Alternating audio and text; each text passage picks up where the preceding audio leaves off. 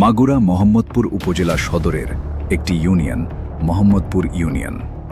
প্রতিটি ওয়ার্ডে যেখানে 500 থেকে 600 স্লিপ পাওয়ার কথা, সেখানে স্লিপ যাচ্ছে 100 থেকে 200 স্লো স্লিপ। গাণিতিক হিসাবে শুভঙ্করের ফাঁকি। ক্ষুব্ধ এলাকাবাসী অনুসন্ধানে দেখা গেছে মোহাম্মদপুর ইউনিয়নের 9টি ওয়ার্ডের জন্য মোট 5200টি ঈদ উপহারের স্লিপ বরাদ্দ করা হয়েছে। সেই হিসাবে প্রতি ওয়ার্ডে আনুমানিক 500 থেকে 600টি গড়ে 578টি স্লিপ পাওয়ার কথা।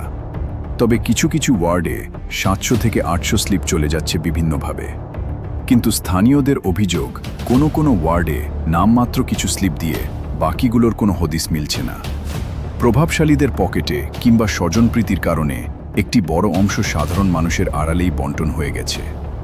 সাধারণ মানুষের প্রশ্ন, যদি প্রতিটি ওয়ার্ডে 550 বা 600 স্লিপ বিতরণ করা হতো, তবে প্রতিটি ওয়ার্ডে গরিব, দুস্থ ও নিম্ন আয়ের মানুষেরা স্লিপ পেত। এছাড়াও স্লিপ বেঁচে যাওয়ার কথা ছিল।